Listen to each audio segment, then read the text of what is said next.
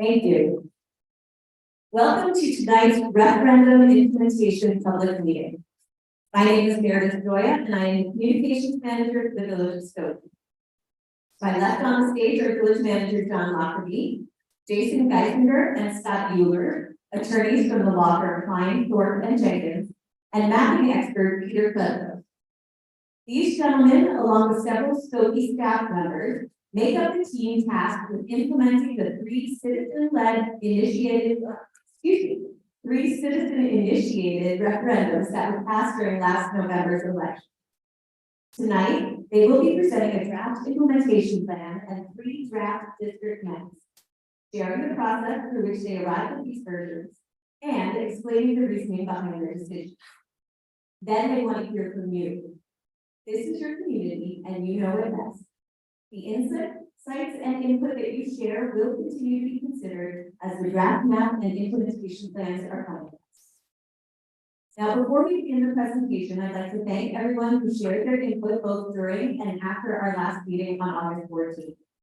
The team has reviewed and discussed all of your comments, and I'd like to take a moment to address a few of the concerns that were shared about the meeting itself. We are aware that there were some audio issues both in person and streaming online.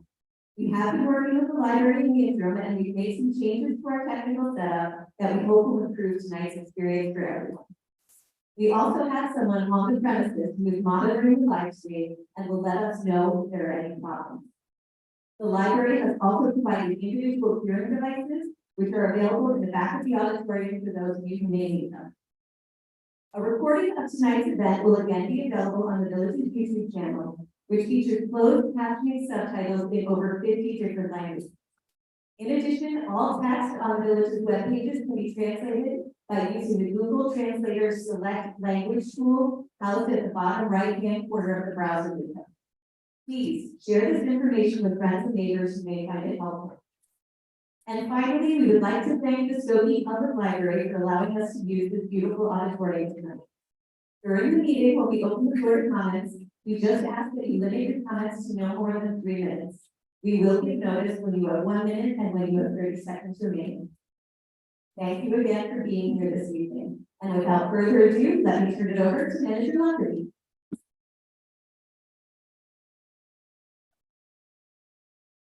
Thank you, Meredith.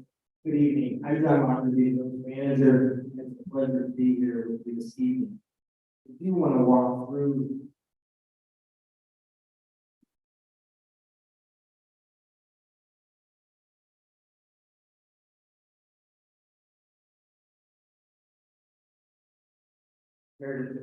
Meredith did a nice job walking through the agenda this meeting. And so I want to highlight kind of how we've gotten to this point. In November, there was the 3 citizen-initiated referendums were approved. The village then became responsible for implementing the referendum. The mayor and board wanted to be a professional implementation of these 3 referendums, and so they delegated the responsibility to me, the village manager. I then assembled a team within the organization, including Meredith, Patrick, our director of communications and community engagement, our assistant director of finance, Michael Lexer, the assistant village manager, Nick White, the management analyst, Alex Springs. And then we started the process of doing research on how other communities have implemented referendums. We also issued a request for qualifications and open solicitation process for legal services.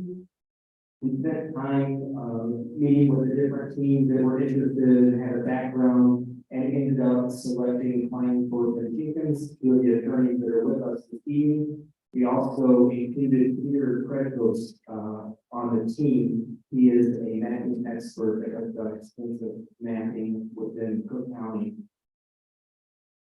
Then in August, we kicked off the public input process. That many of you, I hope, were here or watched us on YouTube, but it was an opportunity to really focus in on the mapping process, on how the 4 districts will be established, and an opportunity for there to be any comments or input that people wanted to make prior to getting into developing a proposal for the 4 districts, as well as implementing the other 2 referendums. so we continue to receive some input since the last meeting, and we've been hard at work, especially the consultant of this meeting, the attorneys and the mapping expert, in putting together the proposal, which was included on the village website last Thursday in preparation of tonight's meeting. We included a video as a way to try to explain a lot of the information. As you can see, as you were coming in, there's 3 maps in the lobby, and we welcome your input on post-it notes on those as well. And then tonight is the opportunity for the proposals to be presented and for there to be opportunity for public input. So with that, I'd like to get to the presentation, and I'll turn it over to Jason.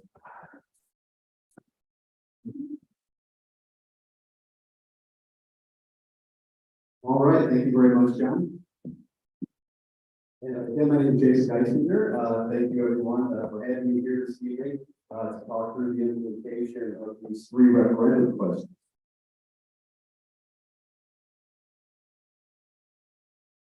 Now, the first referendum question that's asked deals with nonpartisan elections. The implementation of this is going to be an amendment to the village code, providing for the nonpartisan system of elections. Some notes about nonpartisan elections. What candidates cannot do in a nonpartisan electoral system is have political party affiliation listed on their nominating papers, and no political party affiliation will appear on the ballot. Now, just some clarification from last meeting in terms of what a nonpartisan system does not prohibit candidates from doing.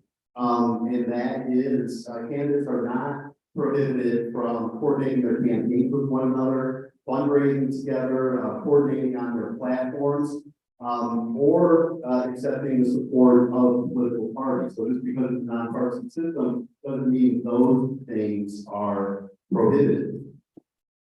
Now, another interesting feature of the nonpartisan system that I'm going to discuss pertains to the function of the primary system within nonpartisan political systems. Now, in a nonpartisan political system, all candidates file for a potential primary election. A primary election is only held if 4 times the number of candidates file for the primary as positions available for office. So what this means, for example, for the office of village president, is that if for the primary there's 4 candidates that file, there would be no primary election, and all 4 of those candidates would automatically appear on the ballot for the general election in April. If there were 5 candidates or more that were to file, then there would be a primary election held in February, and the top 4 vote getters from that primary election would then move on and appear on the ballot for that office in the April election. So that's an important difference between the way the village has been conducting its elections to this new nonpartisan system, which begins in 2025. Now, the second referendum question deals with staggered terms, staggered 4-year terms, and biennial elections. So our task here was to create a system where village trustees will serve staggered 4-year terms with biennial elections. And the system again would begin in 2025. So what are staggered terms for electoral purposes? A useful conceptual example is that of the United States Senate, where they have staggered terms. Their U.S. senators serve 6-year terms, but only 1/3 of the Senate is up for re-election at any one time. This ensures that the majority of the Senate will retain experienced members for continuity of government purposes. Now, for Skokie to implement this system, we've introduced a schedule for the elections where a specific group of trustees will be up for election every 2 years. And I'm going to put this up here so you can see it as I walk through this. Now, initially, some trustees will serve a 2-year term, and that's necessary to kickstart the staggered term system. In staggering the terms, we also need to account for the hybrid system mandated by the third referendum question, where 2 trustees are selected at large and 4 trustees are selected by district. Now, in determining which seats will stand for election at each biennial election, we considered first that the mayor and clerk positions were unaffected by the referendums. Therefore, they will appear on the ballot for 4-year terms at 2025 election. Next, we consider that the hybrid statutory forms of government provided in the Illinois Municipal Code generally provide that the at-large trustees will stand for election at one biennial election, and the district-based trustees would serve at the other biennial election. We also look at the ways that terms of office are generally staggered under the Illinois Municipal Code, which promote balance in biennial elections, aiming for half the governing body to be up for election at any one time. Finally, we consider certain of the objectives of the referendum, including the continuity of governance, and retention of institutional knowledge concerns that staggered terms are generally intended to address. Now, based on these considerations, we believe that the proposed election calendar would be fair, balanced, and consistent with statutory election systems under Illinois law, and accomplish the fundamental objective of this referendum question of electing trustees to staggered 4-year terms biennially.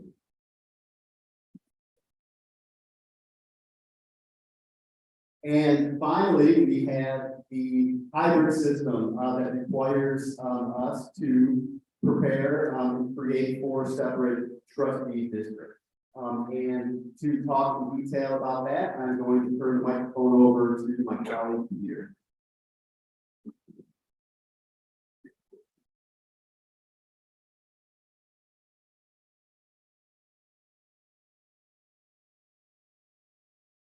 Thank you.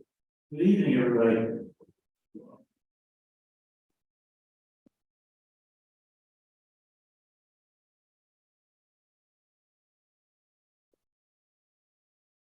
So we'll start out by talking a little bit about the principles that I use in designing the maps that are before you. They're outside, they should be in the handouts.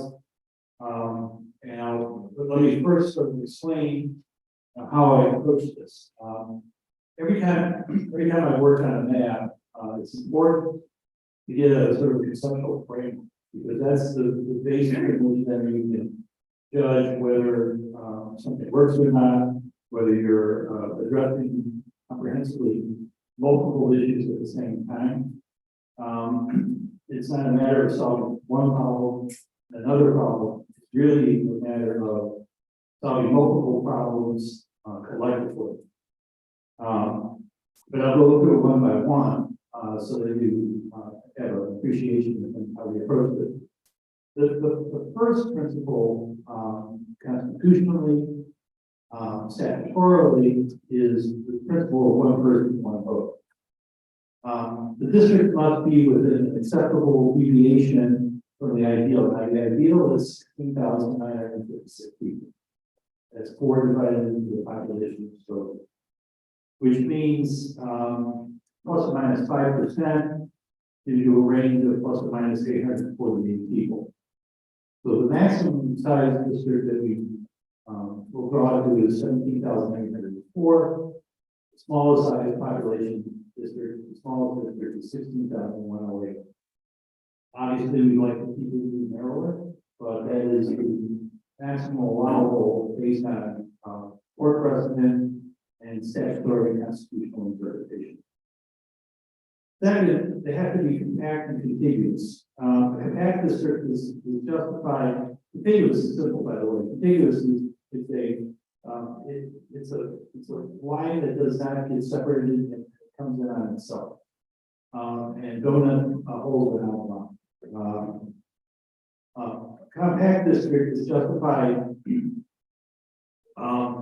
Excuse me, a non-compact district is justified when you have some other compelling factors that the Voting Rights Act would dictate otherwise. But ordinarily, we want to see the districts, essentially each district be approximately the same size, and approximately the same shape as the other districts.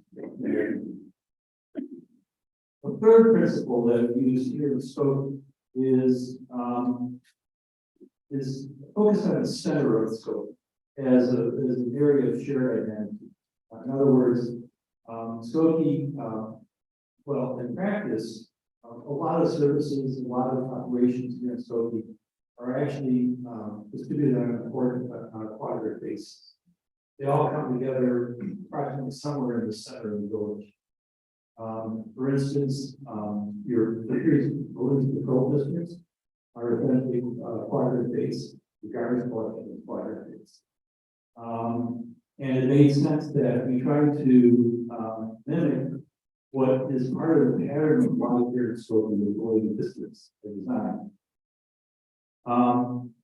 Also, we look to follow major thoroughfares, known boundaries, and other physical or jurisdictional factors that Skokie voters will understand intuitively.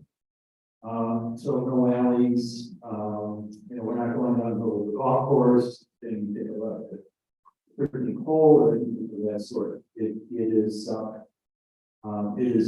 as best we can following major thoroughfares, although that's not always the case with our other factors involved. We'll discuss those in a second.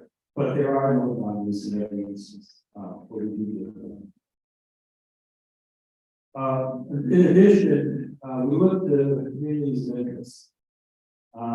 We use public testimony or other reasonable proxies that describe community's interests and scope. In looking at the public testimony, the notes that we received from the public, based on public testimony last time.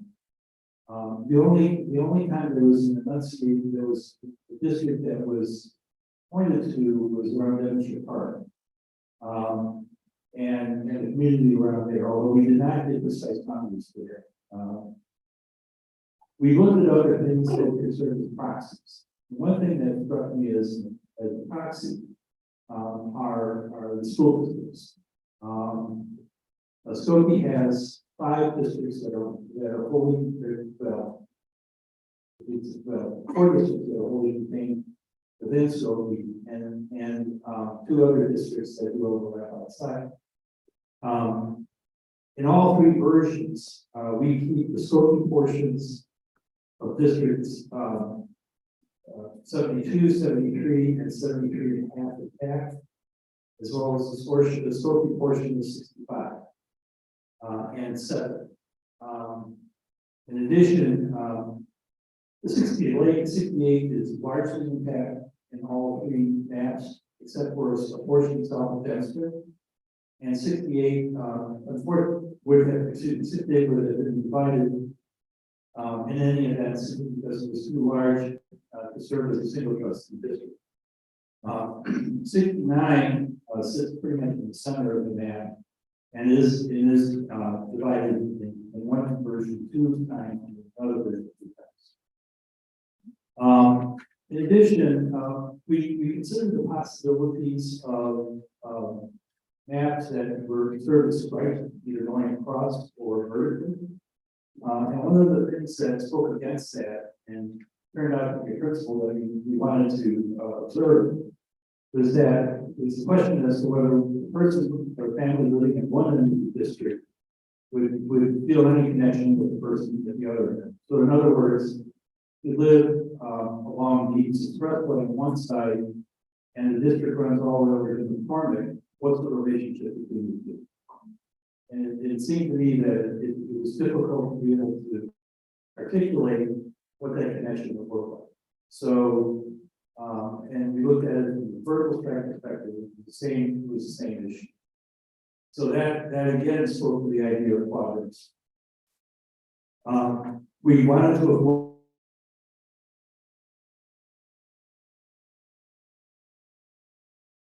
for large industrial areas. And we also wanted to observe residential neighborhood contiguities where possible. And an example that I've offered last time as well as suggest this again. There's a neighborhood, residential neighborhood, it's north of Memorial Park, along Old Orchard Road. It only connects to other residential areas that go west. It's not connected to the south or to the east. So our thought was that the district that along that principle, that particular neighborhood, we should strive to connect it to the west. As I said, all three maps adhere to these principles and follow the same general framework of Skokie districts divided along 4 times. The differences between the three maps are consequences that are the result of adjustments in the river.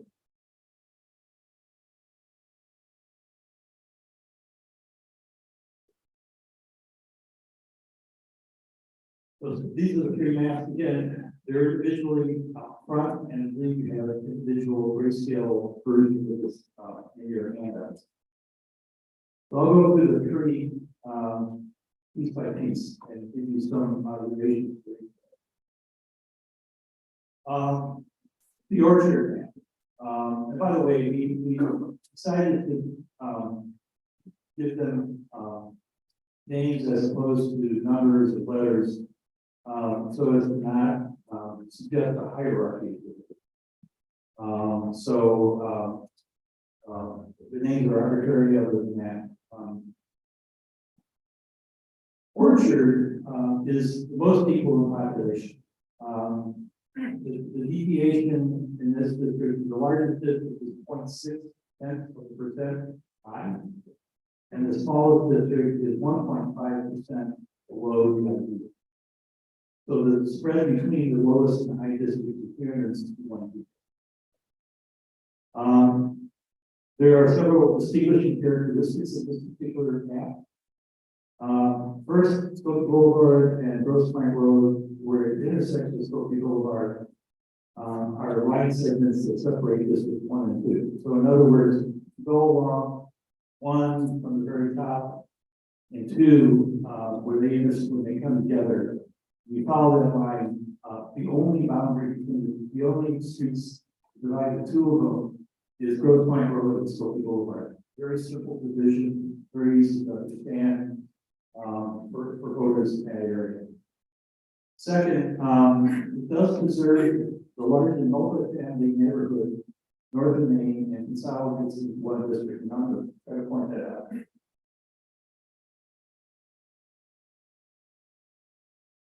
So it's this area along Grosse Pointe, and then angling down.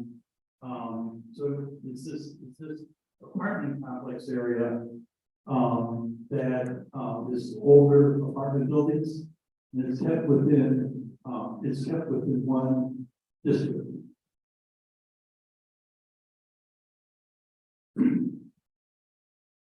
Third, the boundary between districts 3 and 4 is Kenton Avenue.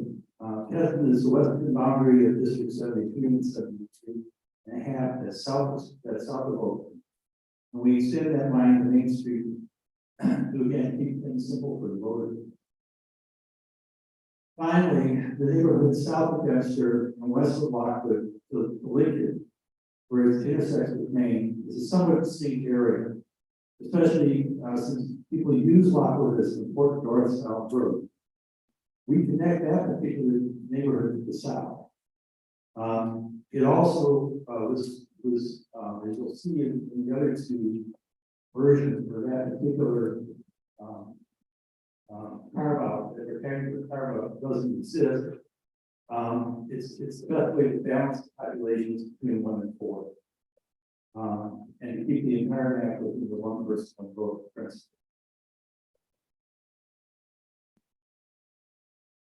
Prairie complies with 1 person, 1 vote, less perfectly than Orchard. The largest district is 429 people above the ideal, and the smallest district is 625 below the ideal.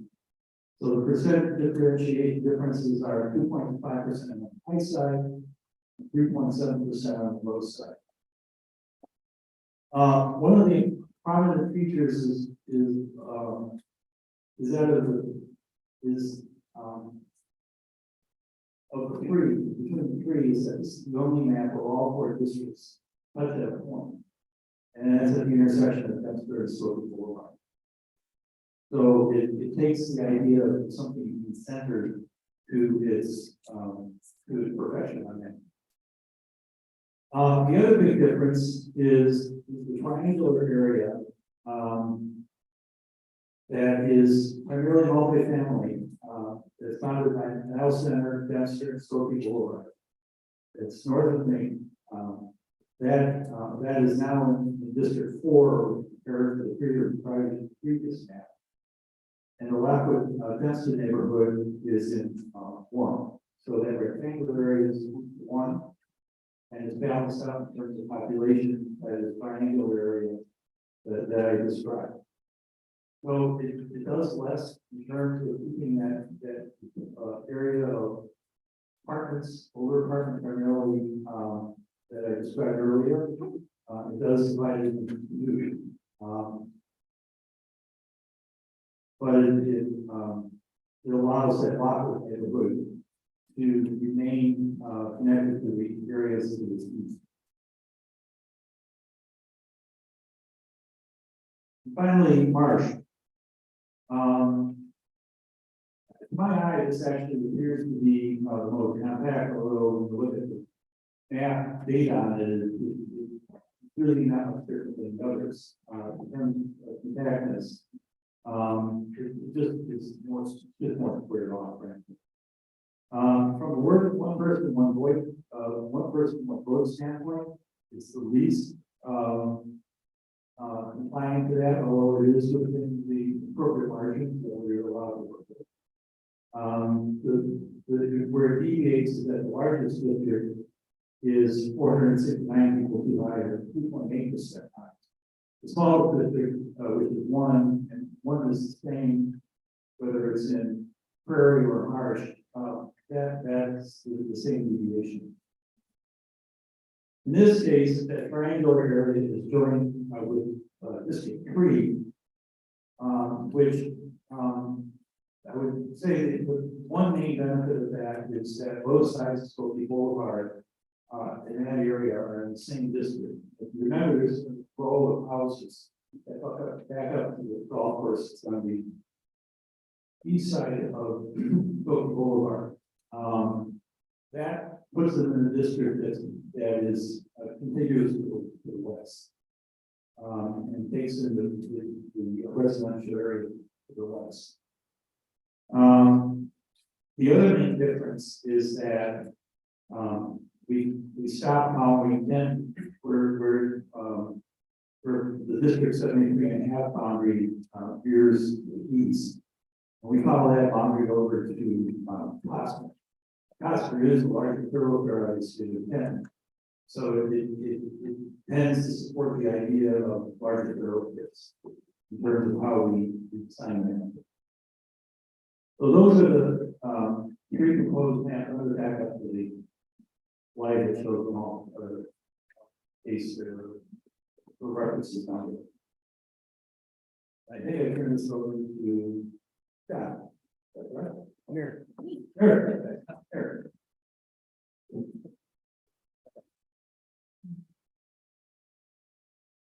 Great. Thank you. Thank you, gentlemen. Next, we'll be opening up the floor to hear your feedback on both the draft implementation plan and the 3 draft maps. Specifically, we'd like to know what you like about the draft maps and implementation plans and how you might improve them. To ensure that everyone in this room can hear your comments, please speak directly into the microphone. And I'll hold the microphone for you in order to ensure that everyone can be heard. I also ask that when you approach the mic, you please introduce yourself prior to making your comments. So you can all line up right along here along the wall if you'd like to speak.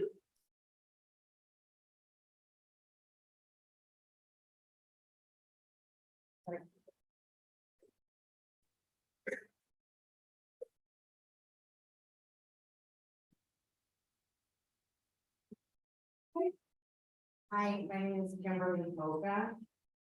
Prepared to be shocked. I just want to say thank you. I'm glad that we were given several voices. My district stays the same in every map. I don't have any immediate feedback, but I'll be listening, but I do appreciate that you offered 3 maps. I guess I do have a question, because it wasn't up on the board member Lockerbie when you were speaking. I did see that there was now going to be another public meeting in October, correct? Yes. All right, so thank you. You can take it down. I'll look at the process at the end, but there is, there'll be a lot of work, I imagine, between now and October, but we'll get together again in October. We'll talk about that at the end.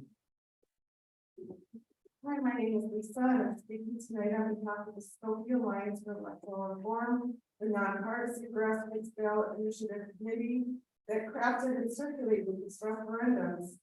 Thank you for listening to residents' comments and creating 3 possible maps for consideration, improving access to this meeting and information, scheduling a 3rd public meeting in October, and proposing a plan to combine staggered terms and hybrid representation that aligns with the Alliance's recommendations and the intended reforms. We are pleased to see the progress involving the public in this process, and we ask that you please continue making progress toward greater inclusion and transparency in this process.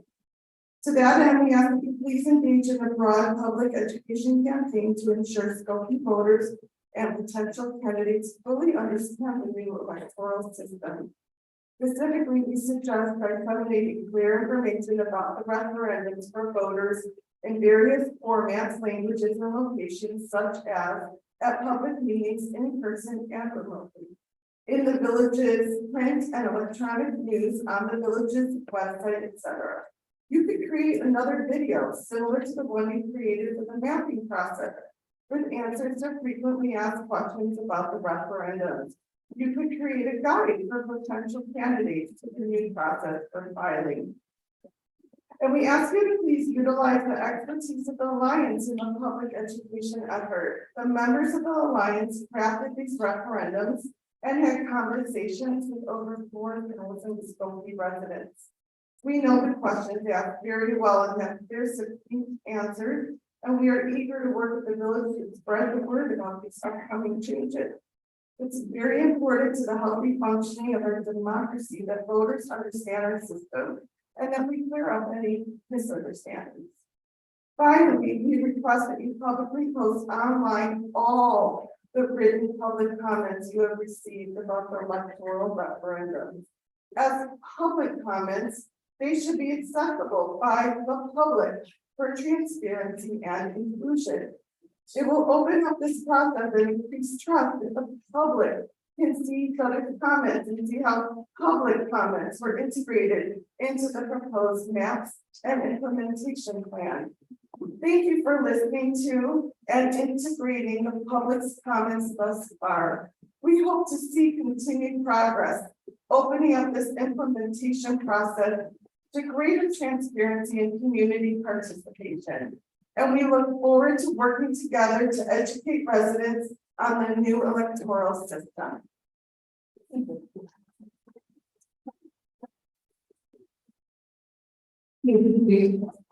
Hello, my name is Noah. I was just wondering, whether or not they was, average income of a certain area would be taken into account. And like depending on how the distribution comes out and then not what it's going to be and things like that.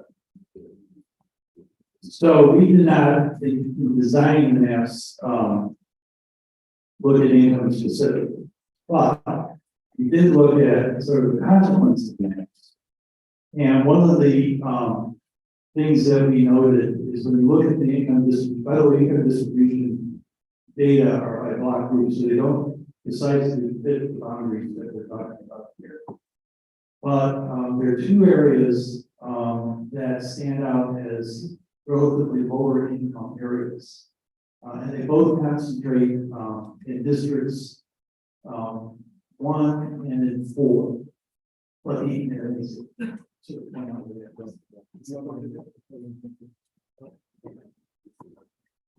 metal horn.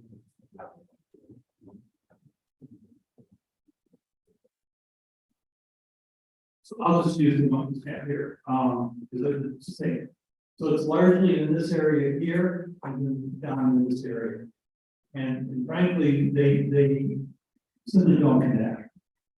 And so rather than divide, but what we did not do in affecting our work, we realized we cannot divide either of these two areas of higher concentration.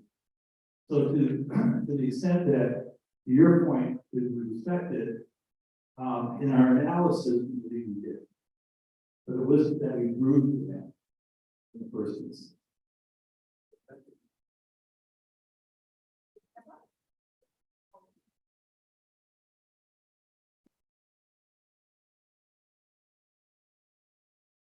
I am Judy Kendall. One thing, that Wheaton did, Wheaton went to this system in 1991, I'm sure you saw all that information. It's better, just like you didn't number the choices of maps. It'd be better if you didn't call the districts 1, 2, 3, and 4. It would be better if you just said northeast, northwest, southeast, southwest. When Wheaton did it, that they called theirs north, south, east, and west.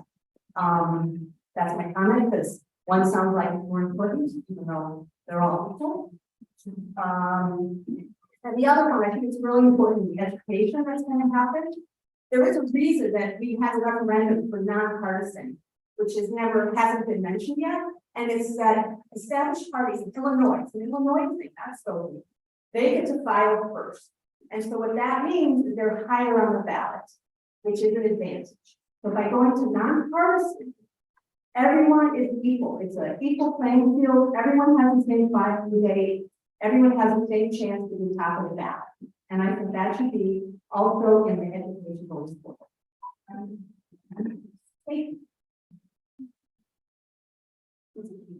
Yes, hi, my name is Dale Schechter, and I just wanted to speak to what you were just talking about, the difficulty when you're talking about, for example, multi-family areas or lower income areas, and I find it easier for people to see take one of these maps, because I'm talking about the division between 1 and 2, which is the same pretty much for all of them. I just wanted to point out so I don't have a pointer. If you could get a preference, it doesn't matter. The maps. Give it a leaf.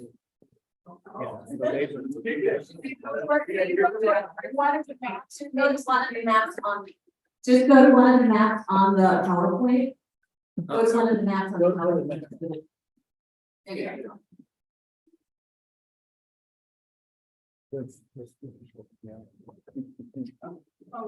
Well, anyway, you can see it a little bit better. Niles Center Road is jutting northeast from Dexter, more or less. It's actually more from Grove. I happen to live on Keating, which is 1 block east of Skokie Boulevard. And I'm west of Niles Center Road. It is a multi-family, low-income area with a large population of people of color. But I think of where we live as being more like number 1, but we've been put in number 2. So I'm just suggesting that you consider making Niles Center rather than Skokie Boulevard north of Dexter through Kenton going up by Old Orchard Junior High. That little triangle, the triangle area on part of one.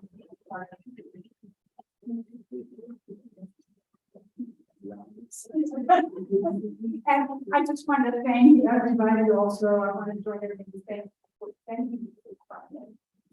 Thank you. Please introduce yourself. My name is Bruce Barone.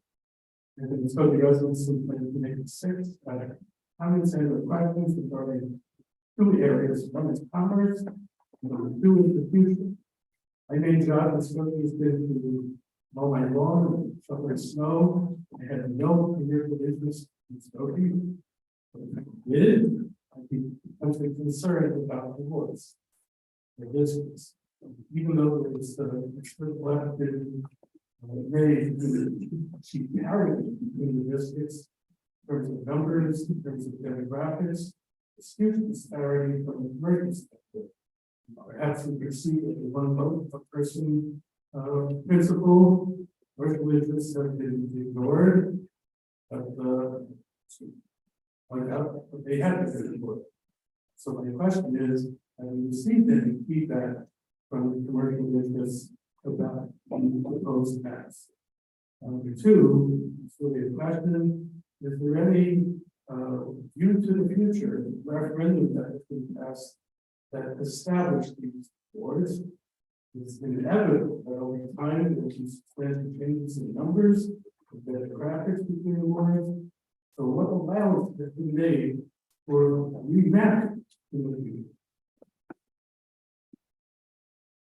So to your second question first, I think John may be better answer the first question. The second question is, we draw the data that we have, not what we think will happen in the future. And that's a standard practice. It's been what the courts have determined to be the case. And so that's do change, but the changes with each decade. And next time we visit this process will be after the 2031 census or 2030 census. And it is dealing with this 2031. Yeah, you want to see? So the village is about 10.5 square miles, and back in the 1950s, the zoning of the land was established. And we're fortunate that throughout the community, there's industrial zoning, a variety of residential zoning, commercial zoning, office and research zoning, etc. And so throughout the community, although no area is identical by any stretch, there is a variety of land uses. And so where it comes into place specifically, as we work through the options with the districts, is that some of the areas are large land areas that don't have any residents in them. And so it is a factor that has been kind of interwoven into what you're seeing this evening. And there was some people who have spoken about the commercial interests as well during this process.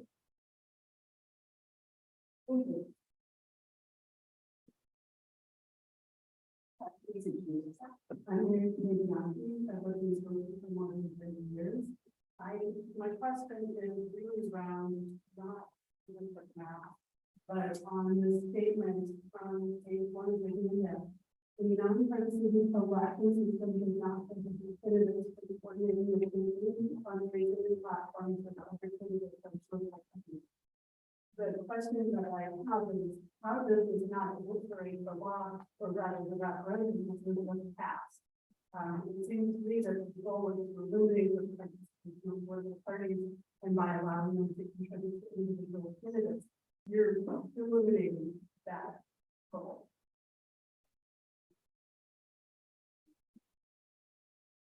It's a good question. It's a fair question. They hear me okay? Yeah. The nonpartisan system that the village will be operating going forward is set forth in the Illinois Municipal Code and the Illinois Election Code. It's the same system that your school districts currently operating. They can run as a group of people that are loosely affiliated with one another. They can place their names on a sign together, but that does not create a political party. On the ballot itself that people will see in the voting booth, there is no option to list a political party or a political affiliation or to group candidates on the ballot. And that's what this referendum change does. I'm sorry, but I worked our election and as I walked through my neighborhood, I found clearly in the sign which candidates were receiving additional funding from the Republican Party and which were receiving additional funding from another board. That's what I am questioning. How are we allowing this? But things like not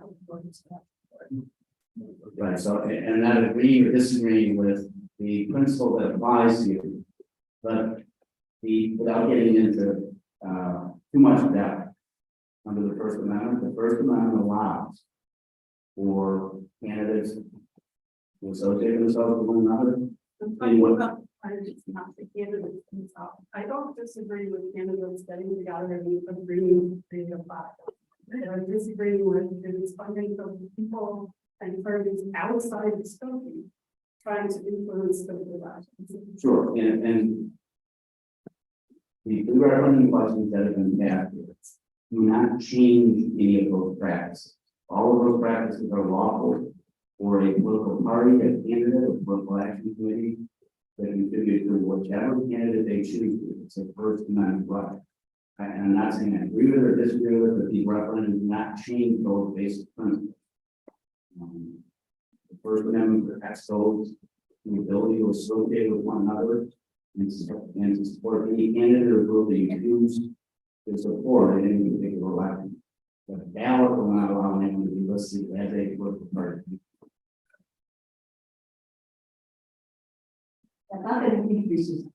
Next word, Skokie. Thank you so much for the maps. Just wanted to point out the 1010 versus Kaufner boundary. I think Mark has Kaufner.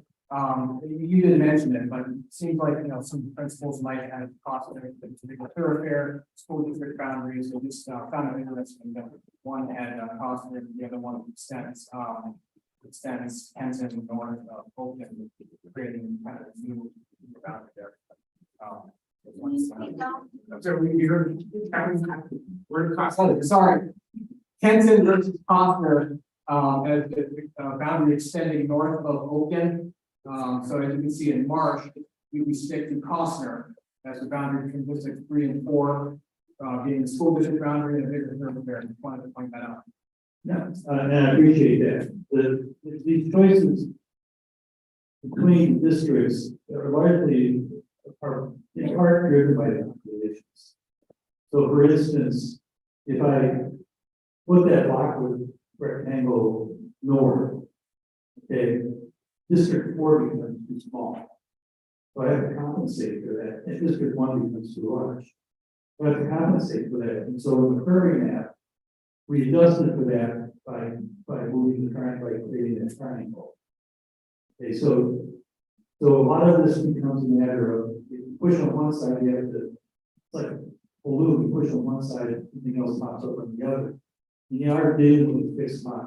So the same principle applied with respect to the Costner adjustment is that in taking that line over all the way to Skokie Boulevard, what we did was we added a lot of extra population there, and the adjustment, the population adjustment that we have to make is by moving that boundary over to Costner.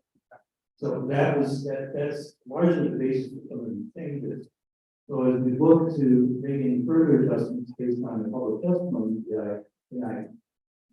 everybody in the room should appreciate that when you make one change, it could ripple all 3 districts, the other 3 districts. And because Mayor did with it this time. Thank you. Sure. Step up and And but I have a question for redistricting to clarify that in the 3 district 1, there are proposals for 2 large apartment complexes near Old Orchard and another on terminal. How will that adjustment for those populations be ready at the long time? And sometimes they never happen. What do we do about it? Those become reality between now and 2031 or 2030. Then those numbers will be reflected in the census and the boundaries would have to be adjusted accordingly. Now, mind you, it may not be a 1-for-1 adjustment because you're adding to the total population of Skokie as well. So the ideal population is also going to grow in the process. So the specific effects will be based on where this occurred, where these changes occur, but also the total population is going. And it may be that some of these lines don't move, even though populations have changed. Hello, please introduce yourself. I wonder where I was Skokie for 29 years. So first of all, I want to make a comment. I can see that a lot of effort was made into creating districts that make a lot of sense. So thank you everyone involved for really making one strong effort. It's much noted. The second thing is that area 2, it looks the same in all the diagrams, but the population numbers are not consistent.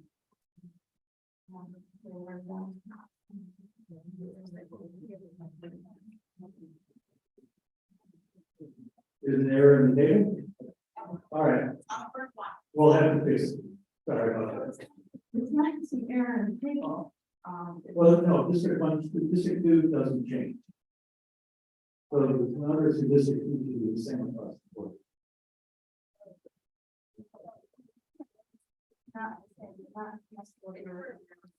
Say again? Yes. I mean diagrams with the total numbers. Yeah. It's not the same. That's one thing, so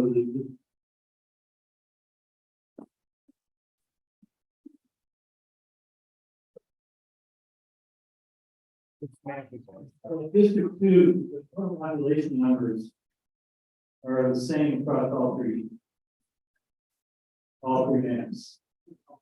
So, District 2, total population 17,055. It may be wrong on that, but there's a table that shows all three. It's a typo on the map itself, but the information that's on this table that's also included that has all of the birds broken down, that information is correct. And 2 is the same on all of those. It's just a typo on the one map. Okay. I apologize for that. Proofreader. You have one, and 3 want to move it down, and you have it correct. So the copy and paste error. All right, please introduce yourself. My name is Lauren. I live in District 2, like for the map. Could you talk about please speak up? Right. I live in District 2, but it doesn't change the map, as the already been pointed out.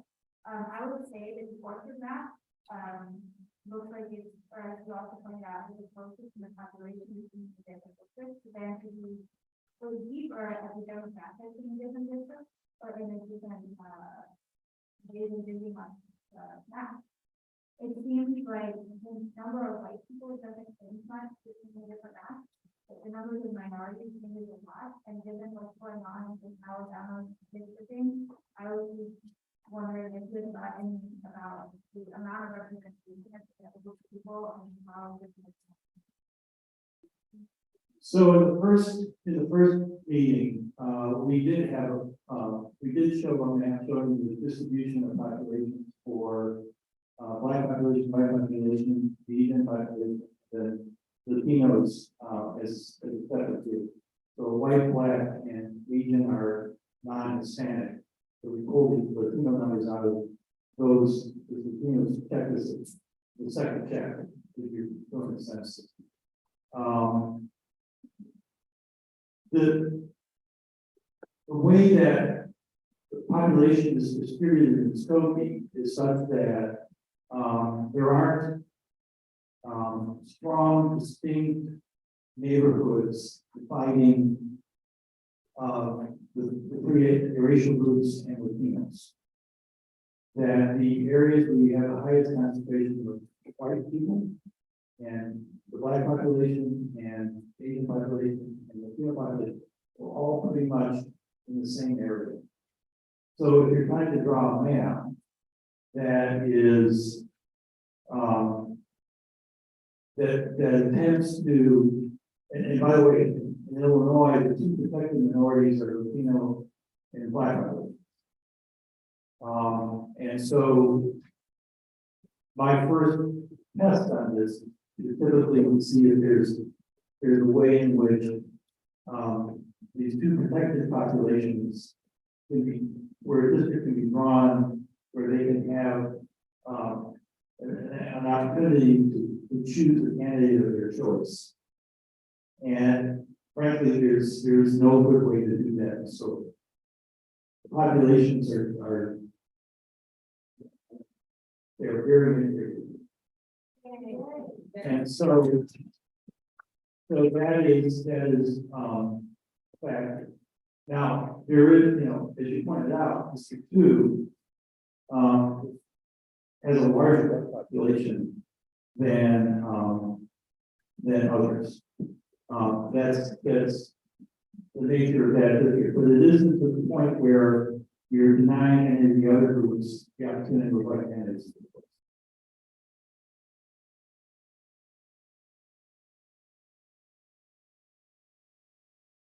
Hi, my name is Ricky Gandhi. I'm both of their classes. Just have a couple of things here. One, thank you for the openness and relatively new.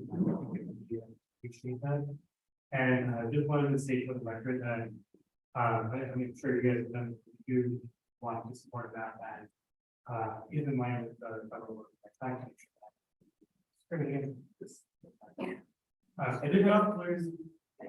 did have 3 questions. One, when you were looking at the maps, you looked at demographics. Did you also look at voting propensity or like voters or anything like that? Okay.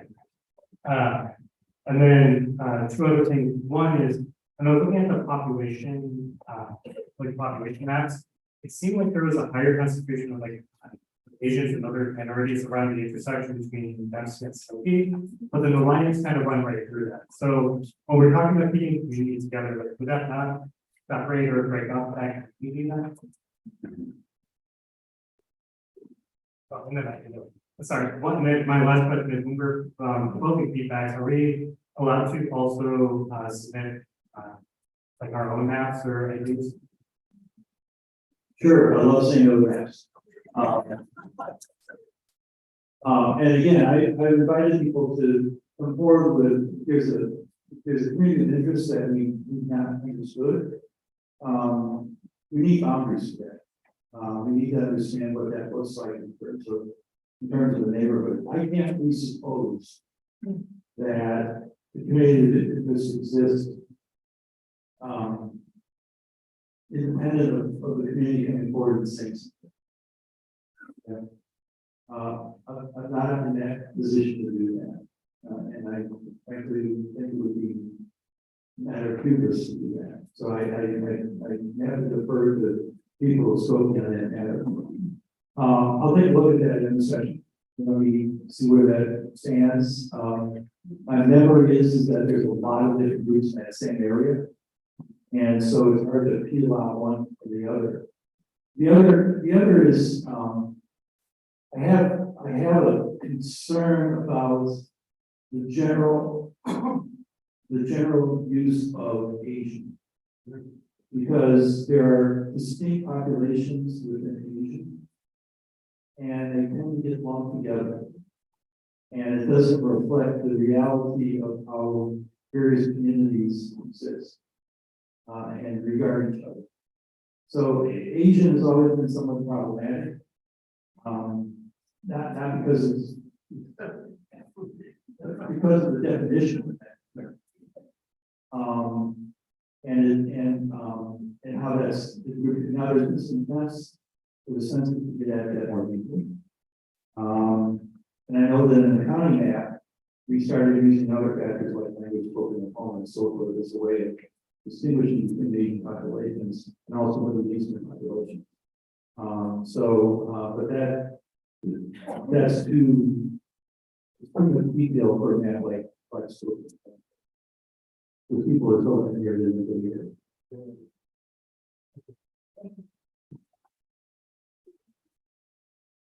Good evening, my name is Amber Wood. I've been a resident of Skokie since 2005, and I've been here for 30 years at least. First of all, thank you very much for presenting these fantastic maps. I know that clearly a lot of effort went into this, and so I am astounded at all of the pieces that went together. This is like the worst LSAT question I've ever seen in my life. One thing that I would like to point out was thank you so much for the fact that Asian is a very broad definition. And I'm also curious if you can tell me a few questions. So not shocking if anybody knows me. I also would like to understand where the Armenia population has been counted into. I understand. I see the face. It's the same issue. It's something that we could perhaps look at addressing in some kind of bigger picture way, making sure that we're counting people as they should come to, and that their voices are being heard. So one thing, and I understand it's a census issue, and I understand also that Skokie has the ability to kind of dig into that data a little deeper.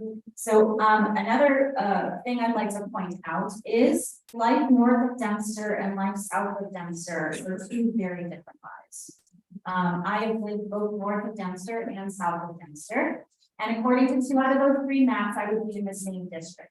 I'm not in the same school district. I'm not in the same, I don't benefit from, I live now in that weird wonky little space that in Orchard would put me into District 4 on the Orchard map. But I can safely tell you that the families that are south of Dempster, north of Maine, east of Lockwood and west of Skokie are far more in common with District 4 than they would with District 1. So I would ask that there be a perhaps second look at that group, at that neighborhood, and being willing to, especially if it does fall within school district lines. So I played around with an idea on that too. The problem is that when you start, if you think of it, so let's say that shouldn't be a right angle. Let's say you shorten it and bring it further south of Dempster. So more of 4 goes into 1. Okay, I have to pick up population from somewhere else. And that one possibility is to start cutting that area north of Maine, moving that north, street by street, street by street. And now you're going through middle of another residential area. So that's the problem with this thing of dealing with the fixed file. And where you shade the one, you perhaps push into another. So it's something we'll look at again, but there are consequences to we can think about. Of course, I completely understand. I would just offer, I could see how the interests of someone who lives on Main Street would be very different from somebody who lives up, say, by Orchard. And in order to have appropriate representation, one would hope that we could look at that as that plan. Sure. Thank you. Please step up and introduce yourself. Hi, my name is Diana. I just had one question concerning the breakdown. I know it's by population, but the question I have is, do we have any plan to address potential issues where the amount of registered voters in one district versus another district are addressed, or is that not an issue? Is that not a concern? That's why we have the data of 18 and older. So we do have data. I mean, one of the columns is population of people who are voting. I understand what you're saying. I understand this is based off of a population of like 66,000, Right. but there's only 44,000 registered voters in Skokie. So I guess we should probably address the fact that maybe District 2 is a very high registered voter versus many of the apartment buildings that have high turnover don't have any voters registered, or they never change their address. And those kinds of things. So actually, in that particular example, let's say looking at this, Orchard. So looking at Orchard, in this one, we probably done the best job of keeping the older apartment buildings at the highest count. By the way, I actually lived in an apartment building in Davis and Gross Point, so I sort of know the area a little, as many decades still. That if you have voter registration, voter turnout issue by consolidating the neighborhood into one district actually gives them greater opportunity to elect a candidate that might reflect their interests. Dividing between the two, because they underperform anyway electorally, furthers that underperformance. By keeping them in one, by putting everybody in one district, it enhances that performance opportunity. Does that make sense? Yes, yes. Thank you. Please step up and introduce yourself. Hi, my name is Monica. One of the number 2 district, that doesn't change, I know it's a big spot. I'm wondering why Dempster doesn't go, why it's put out the way it is, first of all. And then the second one, Brittany saying about, I noticed we actually, the audience, when we asked if you were considering how people vote. But in my reading of the worker versus families case, the politically cohesive groups, they were supposed to consider that. It states, first ask whether it is a possible regard district. Whether the minority population usually votes as a block. And when they vote as a block, you're supposed to consider that and divided. The district mathematics see that. So I was asked a question that we were looking at election data from prior elections. And I said, no, it was at the public meeting last month. Here's the problem that we get into. And that is that my understanding of the alliance's message and what I thought the voters supported was something that levels the playing field. If you use the election data that pertains to prior village elections, it will be heavily favored to past practice. And so when you look at cohesive groups, the cohesive groups will be the ones who are successful in prior elections. And my sense was that was something that the purpose behind the alliance effort is to get away from it. So I elected and suggested that we not look at prior election data. So that in effect, I draw the line to that effect on those issues. So that was the approach that we took. Why is the second is the same? So I'm concerned because it's well known that there are politically cohesive groups that vote a certain block, and I don't see that being divided. And that could be considered to avoid discrimination amongst certain groups. It does, because the only map I have seen that shows the residents of current and past village officials is the map that was presented online by the Alliance. My memory is that a lot of the trustees and other prior village officials are concentrated into. What this does is it presents opportunities for people 1, 3, 4 to elect candidates. So one may have several, but they'll be competing against each other. 1, 3, and 4 have fewer, and the hope the opportunity for open competition is great.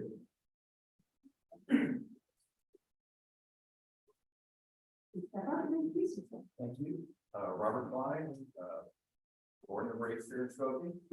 The orchard designation for first map was the actual word preface for Skokie phone numbers. We're orchard 50300. Well done. I have to admit, I was disappointed. I felt disheartened at the end of the last meeting because it felt like comments that were made were not being acknowledged. And you had mentioned that you really felt like one map offering was the best way to go. So I want to thank you. I feel 180 degrees different. I feel like I've been heard. I feel like other residents have been heard. Thank you very much.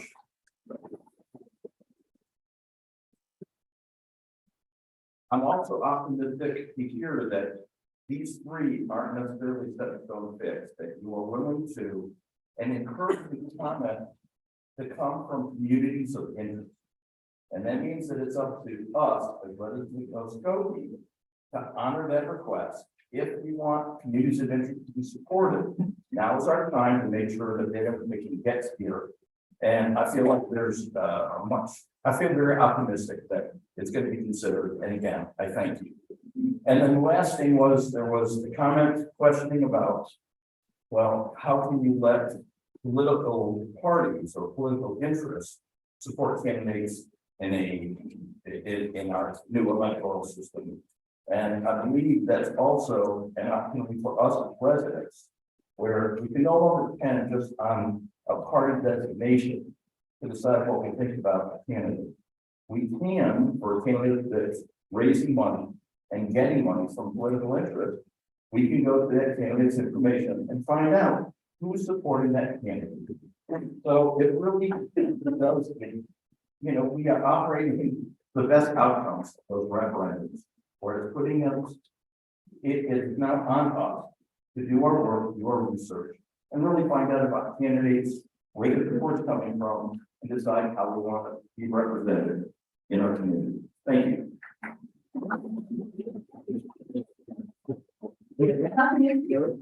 Sir? Sir? Yes. This may be the last time. I'll note relative to your point about the availability of information about candidate spending. Yes. It is posted, it is required to be posted once it's spent at a certain threshold on the Illinois State Board of Elections website. So candidates are required to be transparent about their spending after they exceed a certain spending level. That's where you find the information you're looking for. Thank you so much. My name is Dennis Clark, and I just wanted to bring up again, maybe I haven't talked about this, but reports of school districts and these maps, because where I live, I would need to put out of my district two of the maps. So the one I like is Marsh, we call 69, District 69, that's down Boston. And for a lot of us, the people we know are kids' parents, and we know our local school boards, high schools, those lines are important. Where west, where north, those people understand where those kids go to school. Those are the people we know.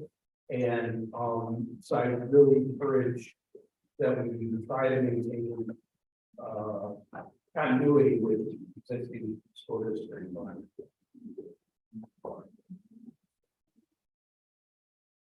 Please come up and introduce yourself. Hi, my name is Matthew Mead. I live in Boston and Oakland. I have three questions. So that was a question on math. Can you speak to how did you consider the strengths and weaknesses of having each school district have about a one-to-one relationship with the small trustee? And I know I heard earlier that obviously it's 65 and also some meaning on less. So I get that. I was just wondering how you guys would consider strength and weaknesses with that. My approach in the school districts was, again, as I mentioned, this as a proxy of the community interest.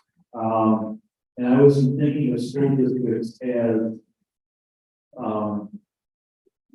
political entities that are intended to influence the board. There is no district that conforms singly to a district. In other words, 3 has districts in it, 4 has mostly 2 districts in it. Same with 2, same with 1. So I think that 2 is actually divided across the districts as well. So so it isn't as if a single district has a one-to-one relationship to a particular school. Some trustee district is one-to-one to a school district. So I look at it as a proxy for communities of interest. Yeah, but where I live, or the yard sign up saying, that's fine. my school. You know, and everybody, you know, knows all the high school families, that live in the neighborhood, and even if you don't have a kid in school, you know, by the sort of the, sort of the community identity, the same with others. So that was how I was using the school districts in my mind as a proxy for that. But there was no intention of saying that any particular district was going to control what they expressed. Thank you. And then, can you speak to the benefit and drawbacks of having a trustee at large along with mayor, clerk, and rotation? Same thing, I'm just curious pros and cons of having all the districts at one time and not scattered out. My partner Jason had addressed this when he first spoke about the three referendum question. The intention is to create the most balanced, fairest system that best promotes continuity in your local government's meeting, having 4 officials elected at one 2-year cycle and 4 officials elected at the other side would best serve the interests of the community and provide continuity on board. So the way that tends to lay out with your current elected officials, the mayor and clerk will see in for election first in 2025 for 4-year terms. You have 2 ad-hoc trustees that will be elected in the future. It makes sense for balance and fairness to have the ad-hoc officials elected at the same 2-year cycle. And then the 4 district trustees will be elected at the opposing 2-year cycle for 4-year terms. That's intended to be the most balanced system that we were able to construct. And it's also consistent with the Illinois statutory governmental system that provides for hybrid government.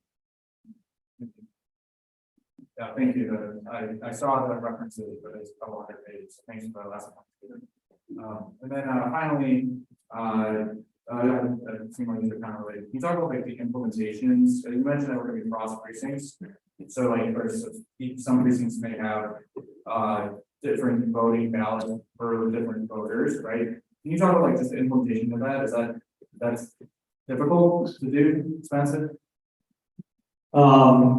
Not for the village, it is purchased on the county clerk to do that. And I have shared with the county clerk an example of one of these maps. It wasn't all 3, but as an example. This is going to give them a heads up, but so far I have not heard any screams. Their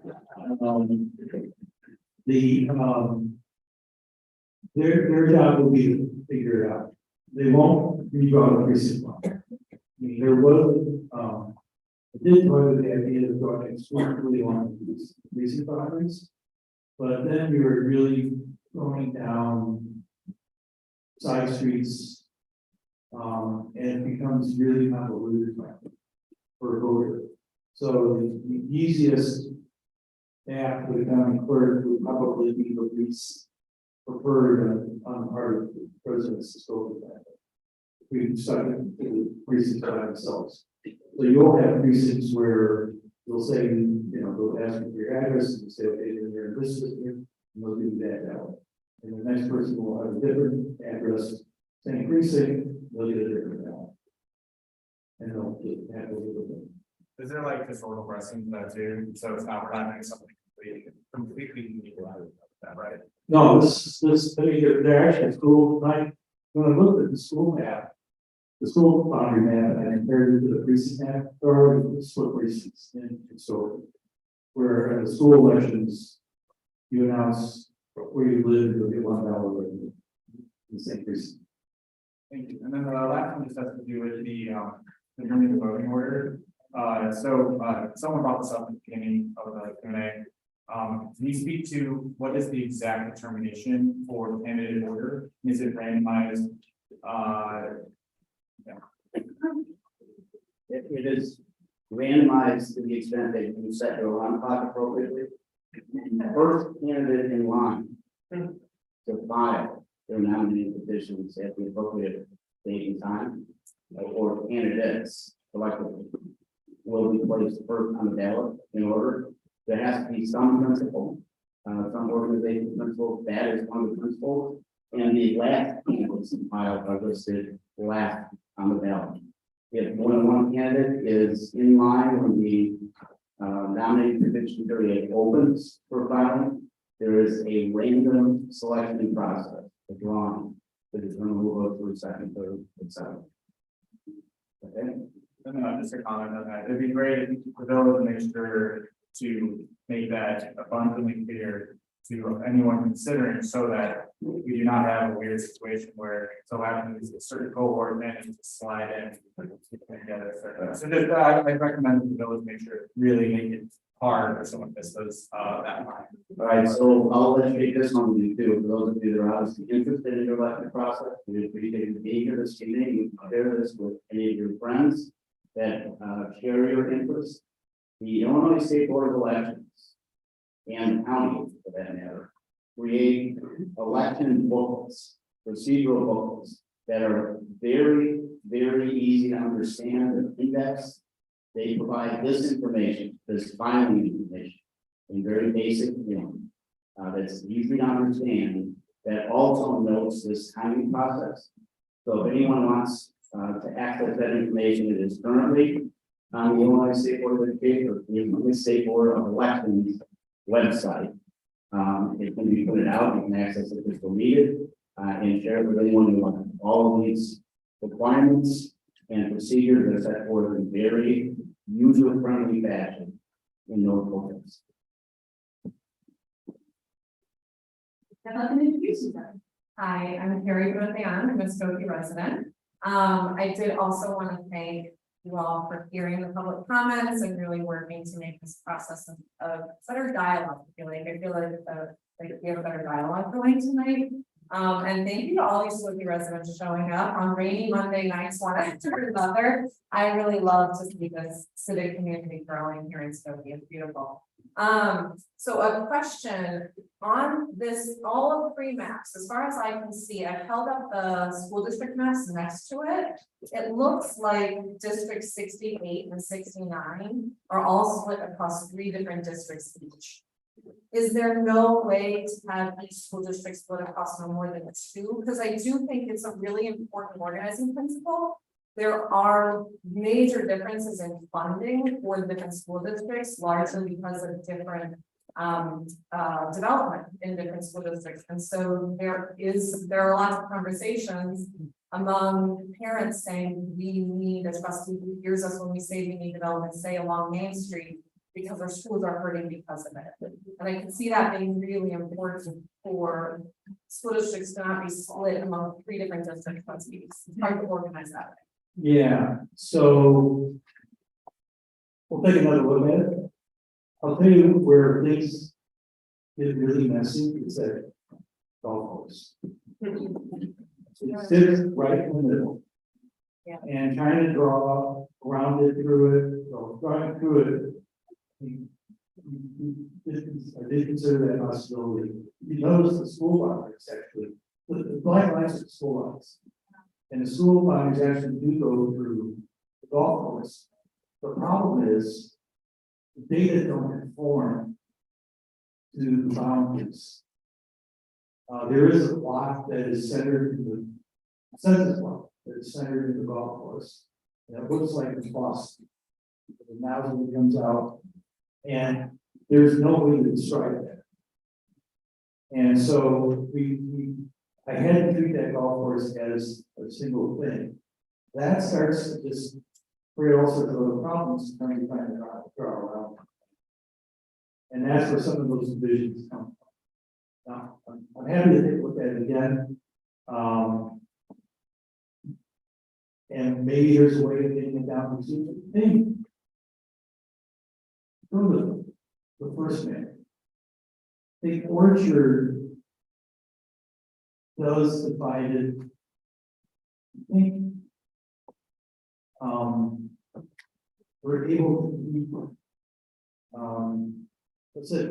School district in the northwest. That's 68. 68 Divided is- across 1, 2, and 4. Yeah, 68 is largely kept intact except for that area just to, so it's really divided between the two districts. Except for the area that's just, south of Dempster over to, Crawford. So, and to me, and I understand the difficulty, if you could take a look at it, I'd appreciate it, because I do think that sort of makes it orphan there, that portion, then is that south of Dempster there in one, right? Where it's just, it's hard to organize for your school district when you have 3 district-based trustees you need to lobby to. Yeah. Now, also maybe that gives some power on the board to, I don't know, but I just think the others are largely in 1 or 2, 68, 69 were pretty carved up. If you could look again, I'd appreciate it. Yeah, I'll take a look. Yeah. Thank you. Yeah. Also, I'd like to reiterate the request to have the public comments published. They are public comments. Other municipalities post their public comments online as part of the minutes. It's really best practice. This feels like a dialogue, and I feel like it makes for better transparency and trust when we can see what are the public comments being put out there and what are all the considerations going in. I know I want to know from other neighbors what their communities of interest are saying, so I know which map looks best. Because I don't live everywhere, and I want to take their feedback into consideration before I put in what I think is best, I think that's part of us being in the community and being transparent. We need those public comments to actually be public. They shouldn't be private or public. Second question, or my next question, why in all 3 maps does District 2 not change ever? Why are the other 3 variable, but 2 is not variable? It's largely a function of geography, where it sits, because you do have, we'll go back to the other one. So, you have a cemetery here that also raises a lot, and, so if we're gonna move 2 at all, if we move into 1, then 1 starts to move further south into 4, and so in some respects, 2 has this, configuration that is somewhat landlocked. Because of this, what it borders, it's got Evanston and Wilmette, on 2 sides. It's got that, the Memorial Park, and then, frankly, Roseman Grove does make a good boundary for that. We did look at the possibility of moving up from, up to Dempster from Greenleaf. So it comes straight across Dempster. First of all, that's a huge population. There is over 2,100 people. So I have to make that up somewhere else. And again, given where 2 sits, the only way I can go is frankly, west from that point. We've got a golf course. So we did look at that. The other concern I had is that Dempster, if I were to imagine sort of, where people shop. And either you're shopping to the south on Main, there isn't a whole lot east of Crawford on Main and there, but there's some. Or you shop north of Dempster. And my sense is that it comes down, the people in Greenleaf will probably look at Dempster as their sort of common shopping. And also we have, house worship there and so forth, which is sort of important to that area. So I elected not to do that, and also we started providing other school districts, but that wasn't such, it was worth looking at from the standpoint of looking at Dempster. But then I had a hard time sort of understanding how that fits with the sort of like working in shops where they worship and so forth. It just seemed that we need to talk with other. But this is an example of how we could run through some mental gymnastics. Yeah, I appreciate understanding the process. That really is the question. I don't know if there's a problem that isn't some change. I wanted to understand the process. So we did look. Thank you. And then just very concerned about the nonpartisan elections. I just wanted to clarify clearly, I'm from the Skokie Alliance for Electoral Reform. We knew going in that this would not do anything to eliminate political parties. That was never the goal. It's not an option under the Illinois code. We can't do that anyway. The way the village is proposing to implement this is in fact very completely in alignment with the way you requested. that it be implemented is being implemented faithfully, and we appreciate that, and to, allay any fears that anything's being undermined, it's the way we implemented it. Thank you. Thank you. Please step up and introduce yourself. Name is Jay. I got a few questions. When I go into a ballot box, you don't know who I'm voting for. So the lady before me, there's other people that have said, we want transparency. But if someone makes a comment or asks, makes a request, that comment or that request going to now be open to the public for criticism from other people who do not agree with someone else's opinion? So it's quite interesting on Facebook. If someone says something and other people on Facebook don't like it, there's a lot of bashing of that. Is that going to be the same thing?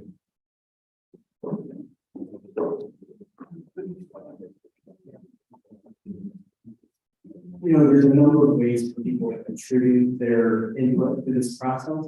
We have the post-it notes out on the posters as you enter the room. We have the opportunity to have a dialogue and provide public comment at the podium or at the microphone. There also is the opportunity to provide written comment. The email address is established just for this. And currently, that email information is only going to the implementation team and advising and be considered in the work product that has been presented this evening. And so it gives people a variety of ways to contribute to the end product. And so we are mindful of the issues that you're speaking of as we try to balance all of the things we talk about this evening. I don't have an answer. I don't know. You're way over my head. So if I go into a ballot box, if I make a comment, is it going to be transparent? Does it transcribe to everyone else? That's going to say whatever. So we are setting up the process for voting. When you vote in the ballot, I'm not understanding. That's not my opinion. That's not my question.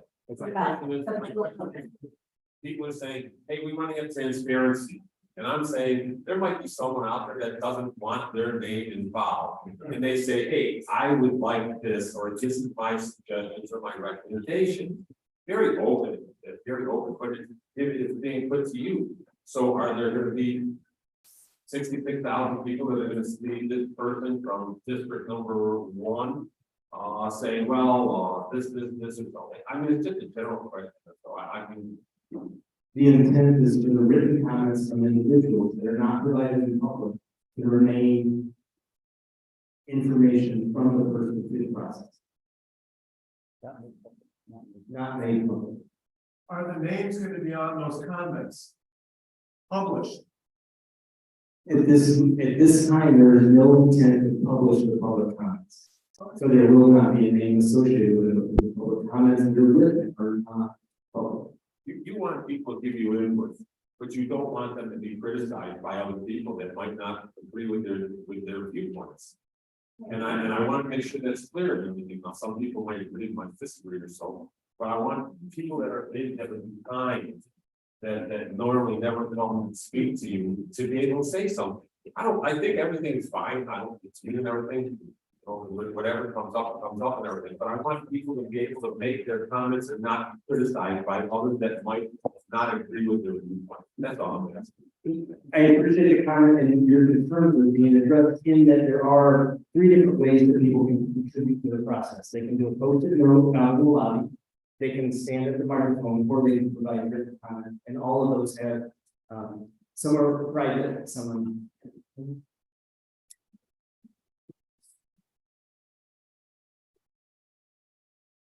Hello, please give us your name.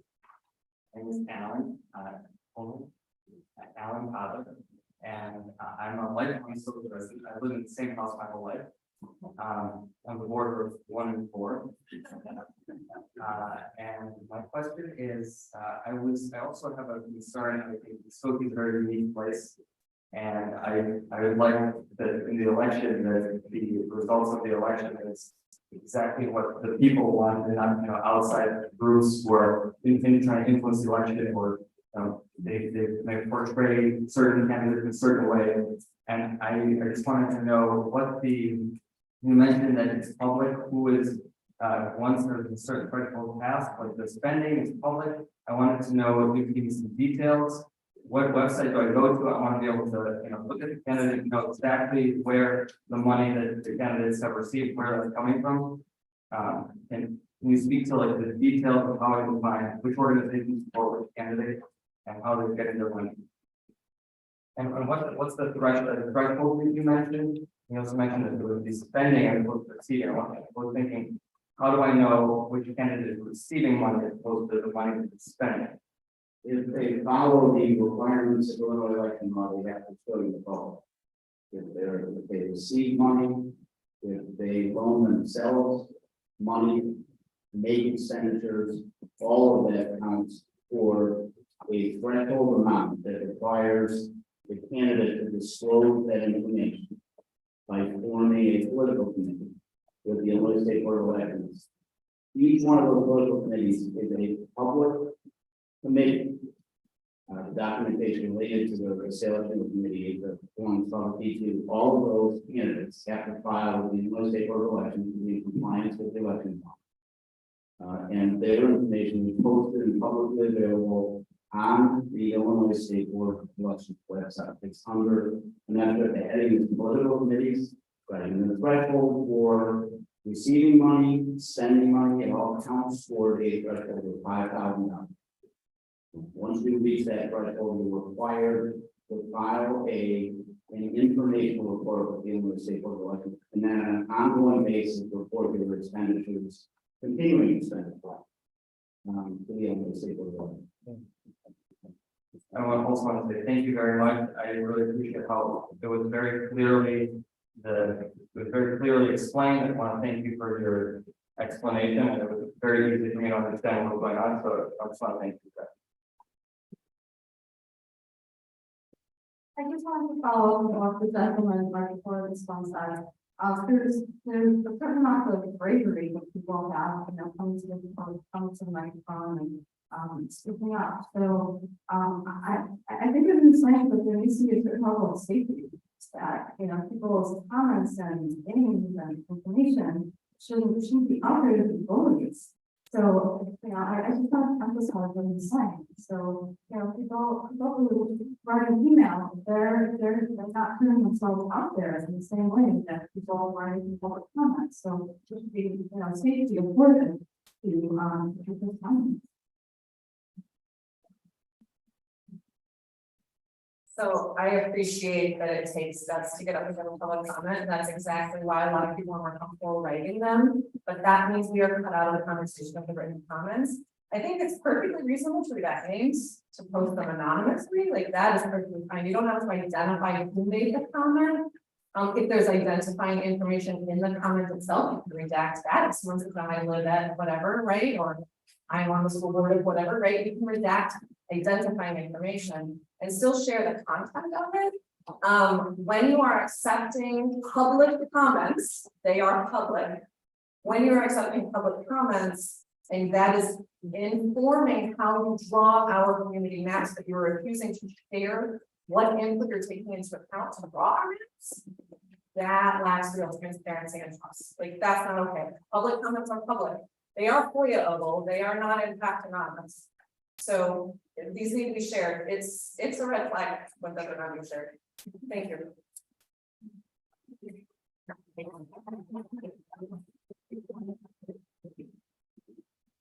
All right, does anybody else have any comments they would like to make? Oh, one more.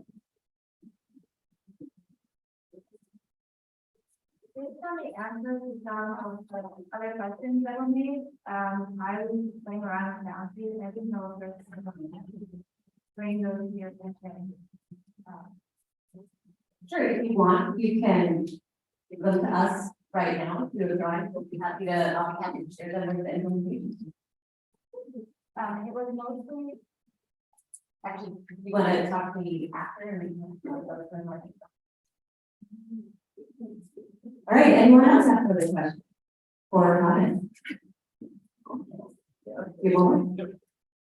Hi, someone asked this earlier, I just wanted to visit it, so number 2 doesn't change any of the maps.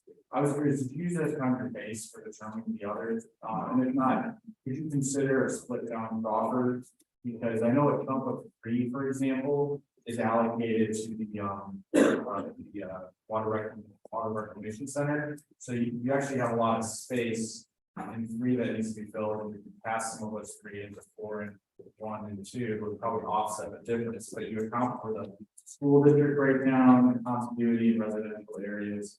And you address at least the concern that some people have voiced in there being no differential in that district, and at least apply as like a 4th option to consider for the. Yeah, okay, so if we split down Crawford, I mean, you really think of this, so once you come down Crawford, then you start shifting everything around Bidwell again, and it's possible, and we take a look at it. But I want to lay one perhaps perception on this. You didn't change, to be honest with you, I started drawing in 4. So when you draw a map, you pick a point. Okay, and I picked 4 because of the way each expressway cuts that part of the village off. Parts of the village from each other. So I wanted to make sure that it's like paying 4. And you want to make sure you're right at the door. Okay, and in this case, I wanted to make sure that I was ending up somewhere that I could get out. And so I actually started in that court. And it just so happened, again, the golf course plays an enormous role in all this. In terms of just picturing how this thing works. Everything started to look around that, and it ended up to remain static across the reversion. But it wasn't that I was intending to do that in the first place. Yeah, sorry, no, my question wasn't about like intention, it was just like a practical, I was very curious that it ended up consistent given the school district change.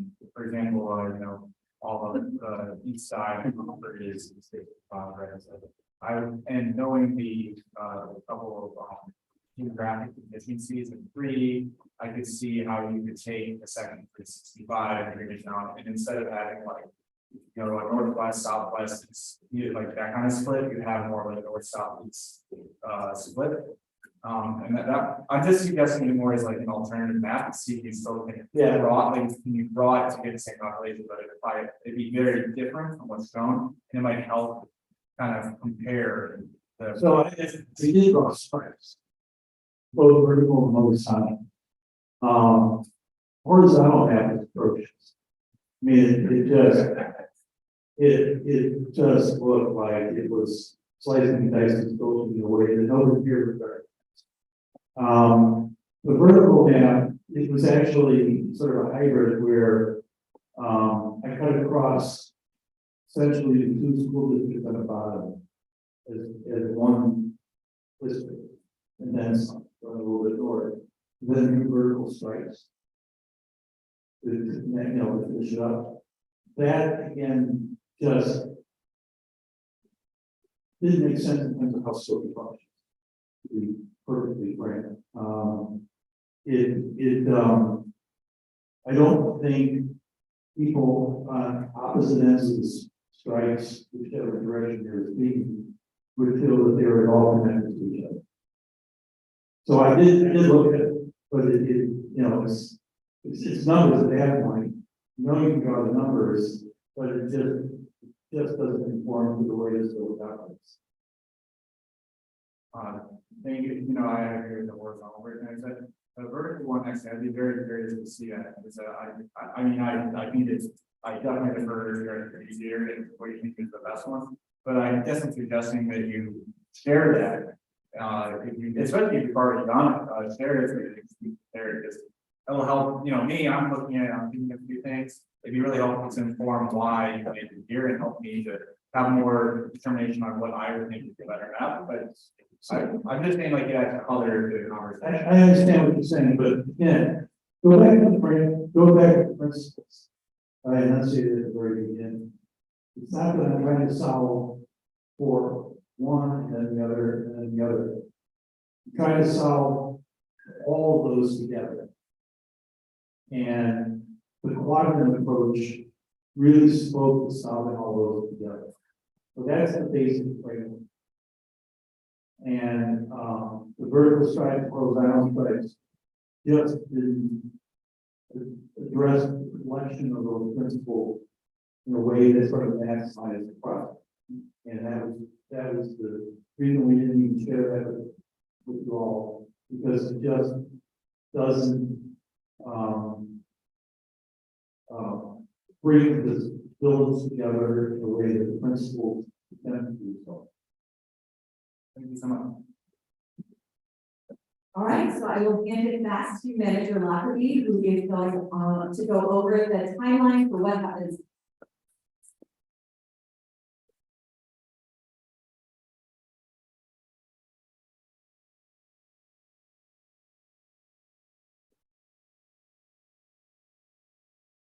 So we're gonna take the mock comments that we received tonight, through the public comment, through the other venues, and continue to work on the proposal.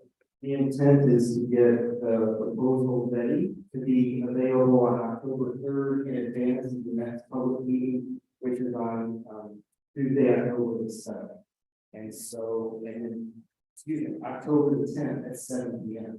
And then after that, the intent is for this to go to the board in November and December, as we talked about, they have to codify the proposal in order to go with the code, so that we're ready for the next election. And that's the process. Thank you. So before we say goodnight, I would like to remind everyone that there is multiple avenues for residents to share any additional thoughts that you might have with the implementation team. They are all listed here on the screen, and they're also in your packets. And as Manager Lockerbie said, there are also Post-its out in the lobby. If you want to jot down an idea about one of the maps, feel free to write it on a Post-it and stick it on the map. And we encourage you to share your thoughts by Wednesday, September 27th, so that we can consider them as we prepare these final proposals. And we look forward to sharing with you them in October 10th. So